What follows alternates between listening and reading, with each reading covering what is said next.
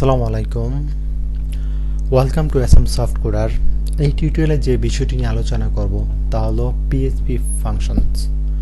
আমরা জানি যে ফাংশনস প্রত্যেকটা প্রোগ্রামিংয়ে প্রত্যেকটা ল্যাঙ্গুয়েজে ফাংশনস থাকে। তো পিএইচপিতেও ফাংশন আছে। তো ফাংশনস হচ্ছে খুবই গুরুত্বপূর্ণ একটা টপিক, যেটা হচ্ছে পিএইচপির যে রিয়েল পাওয়ারটা আসে সেটা হচ্ছে ফাংশন থেকে। তো ফাংশন কিভাবে কাজ করে, কিভাবে কল করে, তো বিভিন্ন বিষয় নিয়ে আলোচনা করব। তো ফাংশনের উপর বেশ কয়েকটা টিউটোরিয়াল তৈরি করব।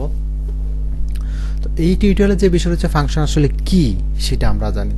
লাইক ফাংশন হচ্ছে একটা নাম, ঠিক আছে, যেটা আমি বা আপনি কোনো কোড ব্লককে দিতে পারি এবং পরে সেই নাম ধরে ডেকে ওই কোড ব্লককে ইচ্ছে মতন এক্সিকিউশন করতে পারি, ঠিক আছে।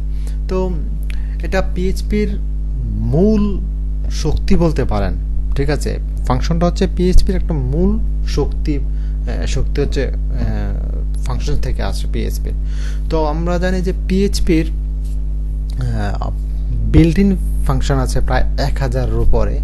তারপরে বিল্ট ইন ফাংশন বলতে হচ্ছে কি পিএইচপির আগে থেকে তৈরি করা, ঠিক আছে। জাস্ট আপনি ডিরেক্টলি কল করবেন, কল করে কাজ করেন। তবে প্রত্যেকটা বিল্ট ইন ফাংশনের স্পেসিফিক কাজ আছে, যেটা হচ্ছে আপনি ওই ফাংশনে দিয়ে ওই কাজটা করতে পারবেন না, ওই ফাংশনে দিয়ে ওই কাজটা করতে পারেন। তবে স্পেসিফিক কাজগুলো করতে হবে, যেটাতে যা করা তাই করতে হবে। এরপর হচ্ছে আপনি নিজে ফাংশন তৈরি করতে পারবেন, ঠিক আছে। তো ফাংশন তৈরি করতে ধরেন আপনি যে কোনো নাম দিতে পারে। আপনি ফাংশন যে কোনো আপনি লেটার দিয়ে শুরু করতে পারেন, বা কোনো ওয়ার্ড দিয়ে শুরু করতে পারেন, বা আন্ডারস্কোর দিয়ে শুরু করতে পারেন, বাট আপনি নাম্বার দিয়ে ফাংশনের নাম শুরু করতে পারবেন না। এটা একটা কন্ডিশন, ঠিক আছে। তো যেটা হচ্ছে ফাংশনের নাম দেওয়ার সময় এমন নাম দিন যেটা দেখে যেন বোঝা যায় ফাংশনটি কি করবে বা কি কাজ করবে, ওইরকম নাম দিতে হবে। ফাংশন কাজের উপরে ডিপেন্ড করে ফাংশনের নামটা দিতে হবে, এই হচ্ছে বিষয়টা। তো আমরা প্র্যাকটিক্যালি চলে যাই যে ফাংশনের সিনট্যাক্সটা দেখি, তারপর একটা ছোট প্রোগ্রাম করি। তো প্রথমে যে কাজটা করব সেটা হলো জেম সার্ভারটা ওপেন করে নেই প্রথমে, ঠিক আছে। তো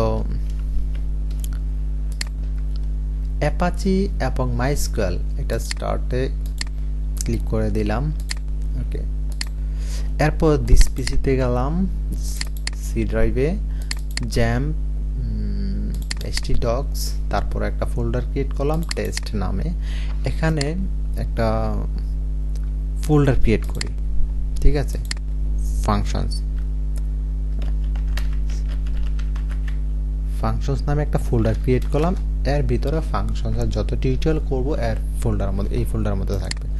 লাইক আমি প্রথমে একটা ফাইল ক্রিয়েট করি, সাপোজ দিলাম index.php, ওকে। এটা আমি ওপেন করলাম নোটপ্যাড প্লাস আছে, ওকে, সরি। তো পিএইচপি শুরু এবং শেষ করে নেই, যেহেতু এটা শুধু পিএইচপি ফাইল, সো আপনি এখানে শেষ না করলেও সমস্যা নাই, ঠিক আছে। আমি এর আগে বলছি এটা, যাই হোক।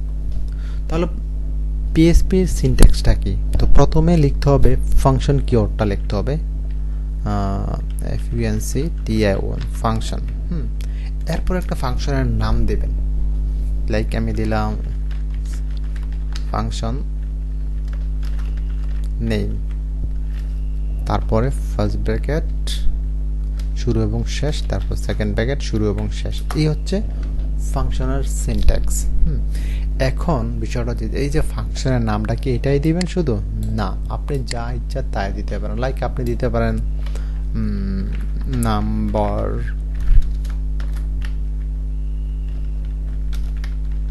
1, ঠিক আছে, বা আপনি দিতে পারেন নাম্বার এইভাবে, বা আপনি দিতে পারেন নাম্বার 1, বা দিতে পারেন এইভাবে। এরপর হচ্ছে আচ্ছা, আপনি এখানে হাইফেনটা ইউজ করতে পারবেন না। এই যে দেখেন হাইফেন দিয়ে 1 দিলাম, ঠিক আছে। এই যে এটা অন্য একটা কালার চলে আসছে, তো এরপরে ধরেন আপনি ধরেন নাম্বার 1 1 এরপর মানে আপনি 1 এভাবেও লিখতে পারেন, মানে স্মল লেটারও লিখতে পারেন, ঠিক আছে। কারণ হচ্ছে এটা যে দুইটা ওয়ার্ড, হ্যাঁ, এটা কিন্তু বোঝা যাচ্ছে না। তো আপনি যদি এখানে ধরেন এভাবে ওটা যদি আপনি ক্যাপিটাল লেটার দেন, তাহলে এটা বোঝা যাচ্ছে যে এখানে দুইটা ওয়ার্ড আছে, জাস্ট বোঝার জন্য। হ্যাঁ, এটা হচ্ছে ফাংশনের নাম এভাবে লিখবেন, বা আপনি লিখতে পারেন যে ফাংশনের নাম এইটাও দিতে পারেন, বা জেড বা এক্স বা ওয়াই, এইভাবে ফাংশনের নাম দিতে পারবেন, ঠিক আছে। বা আন্ডারস্কোর, লাইক আন্ডারস্কোর দিয়ে ধরেন দিলেন যে নাম্বার, এইভাবেও ফাংশনের নাম দিতে পারবেন। বাট আপনি ধরেন এইভাবে 30 দিলেন, এইভাবে শুরু করবেন না, ঠিক আছে। নাম্বার দিয়ে শুরু করবেন না, বা হচ্ছে আপনি এইভাবে দিবেন না, ঠিক আছে। এইভাবে নাম্বার দিয়ে শুরু করবেন না। তাহলে আমরা জানলাম যে কিভাবে ফাংশনের নাম লিখতে হয়, ঠিক আছে। লাইক আমি সেটা লিখলাম। এখন একটা ছোট প্রোগ্রাম করি, ঠিক আছে, তাহলে সহজে বুঝতে পারবেন। লাইক ধরেন আমি একটা লিখলাম যে ফাংশন, ফাংশন, তারপর ফাংশনের নাম দিয়ে ধরেন সাপোজ দিলাম নেম দিলাম, জাস্ট নেম দিলাম, আর বা পার্সন নাম দিলাম, পার্সন নেম। এই যে এখানে দুইটা ওয়ার্ড, হ্যাঁ, সেটা বোঝা গেল যে ক্যাপিটাল লেটার দিলাম। এটাকে বলা হয় কি, এটাকে বলা হয় ক্যামেল কেস। হ্যাঁ, এভাবে ধরেন মাঝখানে আপনি দুইটা ওয়ার্ড, একটা ওয়ার্ডের প্রথম লেটারটা আপনি ক্যাপিটাল লেটার দিলেন, এটাকে বলা হয় কি, বলে ক্যামেল কেস। যাই হোক, এরপরে হচ্ছে ফার্স্ট ব্র্যাকেট শুরু এবং শেষ, সেকেন্ড ব্র্যাকেট শুরু এবং শেষ।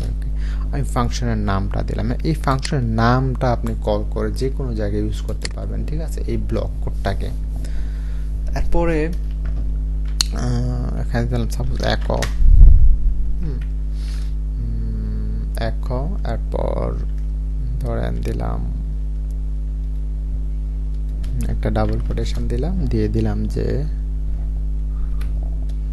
কোন একটা নাম দিই, সাপোজ দিলাম এমডি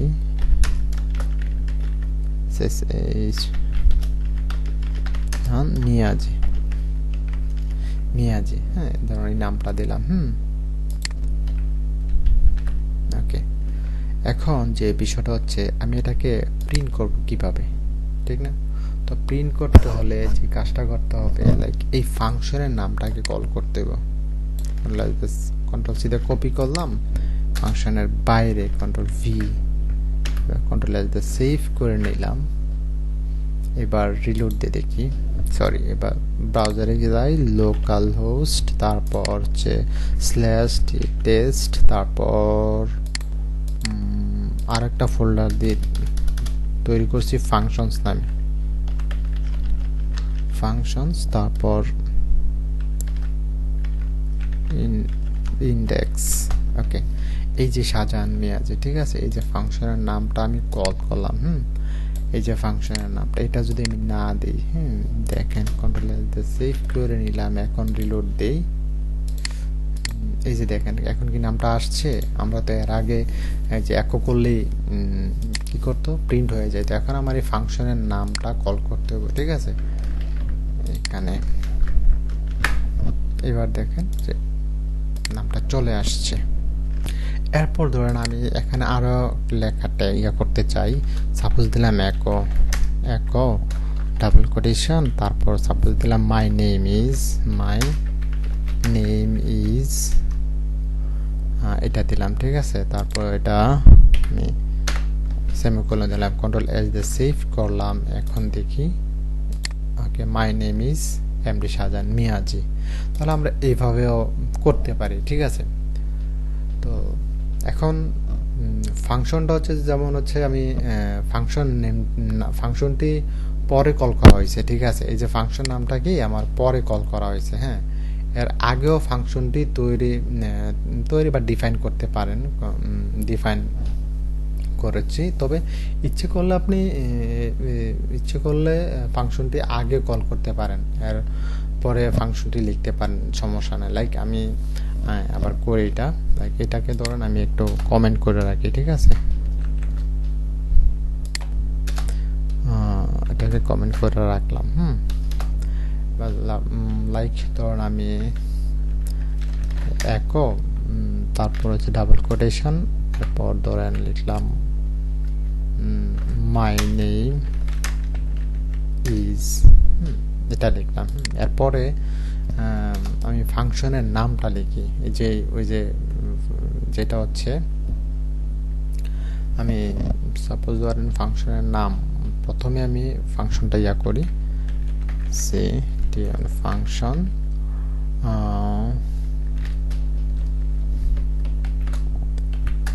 ওকে। তো ফাংশনের নাম কি হবে, ফাংশনের নাম দিলাম সাপোজ এই নামটাই দিই, হ্যাঁ, পার্সন নেমটাই দিলাম।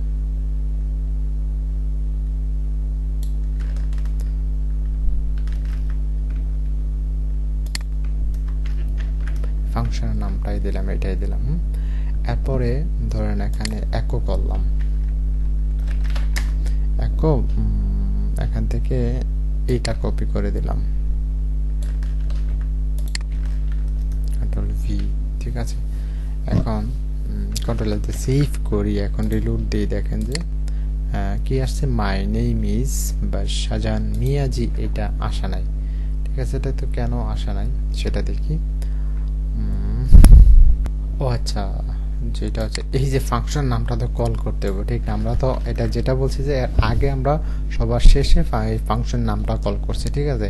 আমি কিন্তু এখন ফাংশনের নামটা এখানেও কল করতে পারি, যে কন্ট্রোল কপি করলাম, এটা কন্ট্রোল আচ্ছা কন্ট্রোল সেভ করলাম। এখন দেখি এটা কি, এই যে সেম কাজ আসছে, ঠিক আছে। ফাংশনটা আপনি নিচে যে কল করতে হবে এরকম বিষয় না, লাইক আপনি আমরা এর আগে করছিলাম যে কন্ট্রোল এক্স দিলাম, এখানে ফাংশনটা কল করছে, ঠিক আছে। কন্ট্রোল দিয়ে সেভ করলাম, রিলোড দিলাম, এভাবে করছিলাম। তাও ফাংশনটা আমরা ইচ্ছা করলে এখানেও কল করতে পারি, ঠিক আছে।